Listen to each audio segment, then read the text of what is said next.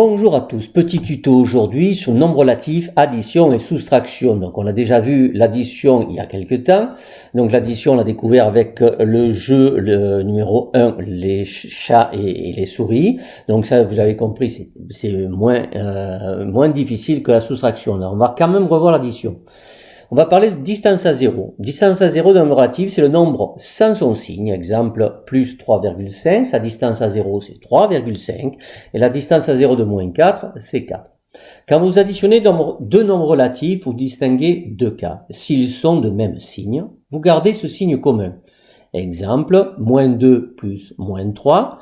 Le signe commun, c'est moins. Vous le gardez et vous additionnez les deux distances à 0. Par contre, pour additionner deux nombres relatifs de signe contraire, on soustrait les distances à 0 et on prend le signe de celui qui a la plus grande distance à 0. Si vous prenez moins 5 plus 7, celui qui a la plus grande distance à 0, c'est plus 7, c'est le signe plus qui va l'emporter et vous faites l'opération 7 moins 5. Donc B égale moins 5 plus 7 égale plus 2. Bon, ici, vous allez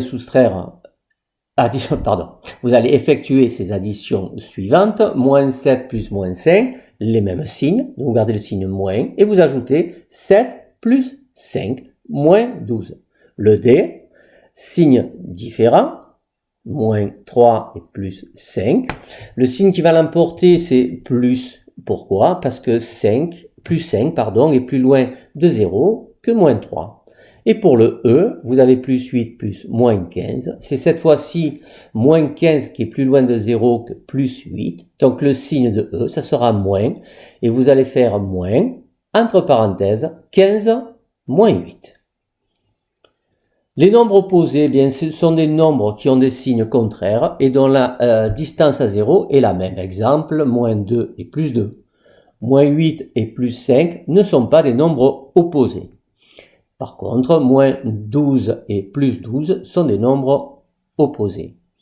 Alors, pour additionner plusieurs nombres relatifs, vous allez faire des regroupements intéressants s'il y en a. Donc, il est toujours intéressant de regrouper des nombres opposés. Pourquoi? Parce que la somme est égale à 0. Donc, voilà, on les a mis en bleu. Vous les regroupez. Ensuite, regroupement intéressant à faire, c'est vous allez écrire votre addition en regroupant d'abord les nombres positifs, précédés du signe plus, et après les nombres précédés du signe moins. Vous allez faire donc deux cas, on va dire. Et ici, vous allez additionner plus 6 plus 3 plus 2 plus 9 et plus moins 7 plus moins 4 moins 11. Ensuite, dernière opération à faire, plus 9 plus moins 11.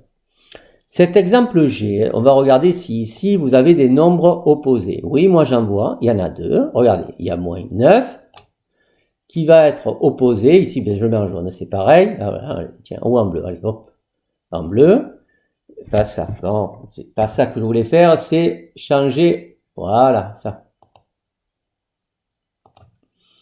Il va avec le plus 9. Pourquoi il est intéressant de le regrouper? Parce que la somme est égale à 0, d'accord? Ensuite, vous allez écrire plus 4 plus 4. Et ensuite, plus moins 7 plus moins 8 plus moins 6. Donc, plus 9, plus moins 9, ça va faire 0. Plus 4 plus 4, ça fait plus 8. Il vous restera à faire plus, entre parenthèses moins, et vous allez faire la somme, moins 7 plus moins 8 plus moins 6. L'écriture simplifiée. Eh bien, dans une suite d'addition, pour simplifier l'écriture, on n'écrit ni les parenthèses ni les signes d'addition. Ainsi, le signe plus d'un nombre positif ainsi que le signe plus d'un nombre positif quand il est au début d'une expression. Par exemple, moins 2 plus 3 s'écrira moins 2 plus 3.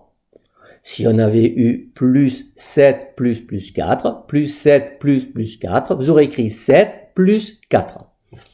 Exemple ici, donc on va simplifier, moins 8, entre parenthèses moins 8, plus 2, plus moins 3, moins 3.